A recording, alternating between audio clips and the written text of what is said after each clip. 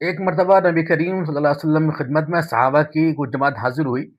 اور آ کر انہوں نے یہ عرض کیا، یا رسول اللہ، ہمارے ساتھی عبادت میں ہمارے ساتھ شریک رہتے ہیں، نمازوں میں روزوں میں ہمارے ساتھ شریک رہتے ہیں، لیکن اللہ نے ان کو مال عطا فرمایا ہے، تو اس مال کو اللہ کے راستے میں خرچ کر کے ان کا مقام بلند ہو جاتا ہے اور وہ ہم سے ثواب میں زیادتی لے جاتے ہیں، بڑوتری لے جاتے ہیں۔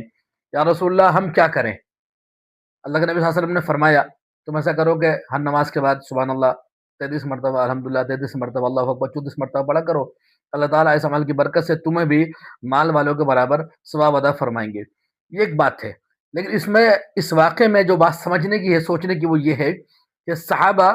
اپنے مالدار ساتھی کو سامنے رکھ کر کیا سوچا کرتے تھے کہ یہ آخرت میں اس مال کے صحیح استعمال کی وجہ سے ہم سے مقدم ہو جائیں گے اور ان کے ثواب میں اور درجات میں اضافہ ہو جائے گا۔ ہم لوگ جب ہوتے ہیں اور ہمارے پڑوس میں، دوستوں میں، رشتہ داروں میں جو مالدار ہوتا ہے،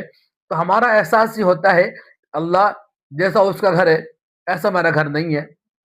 جیسے اس کے پاس گاڑی ہے ایسے میرے پاس نہیں ہے، جیسے اس کے پاس ٹائل پتھروں کا مکان ہے ایسے میرے پاس نہیں ہے، جیسے اس کے پاس کپڑے ہیں ایسے میرے پاس نہیں ہے، جیسے اس کے پاس گھڑی ہے، لائف اسٹائل ہے، ایسا میرے پاس نہیں ہے۔ ہمارا احساس یہ ہوتا ہے دنیا کو سامنے رکھ کر، اور یہ احساس اور یہ تصور جو دنیاوی خواہشوں کو سامنے رکھ کر ہمارا ہو رہا ہے، یہ ہماری زندگی کے سکون اور اطمینان کو ختم کر رہا ہے،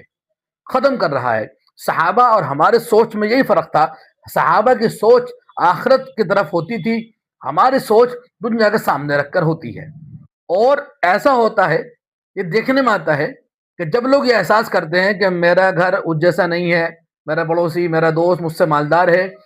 پھر ہم اس کی برابری کرنے کے لیے اپنی حدوں سے آگے بڑھتے ہیں، اپنی لمٹ سے تجاوز کرتے ہیں اور بیاج پر، سود پر، حرام مال کو حاصل کر کے اپنے مکان کو اس طرح کر دیں اس طرح ہمارے دوست کا مکان ہے، ایسی گاڑی خرید لیتے ہیں اور ساری زندگی ان کے قصے اتارنے میں لگا دیتے ہیں۔ بنگلہ، گاڑی اس کے برابر تو کر لیتے ہیں، لیکن زندگی کا سکون اور زندگی کا چین و آرام اپنا غارت کر لیتے ہیں حرام مال کی آمیزش سے، ہم حرام مال کے استعمال سے۔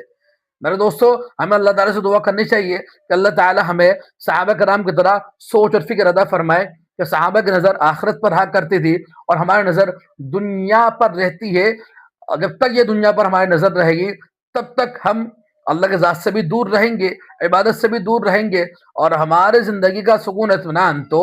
غارت ہی رہے گا۔ اللہ سے دعا ہے اللہ تعالیٰ ہمیں عمل کی توفیق عطا فرمائے۔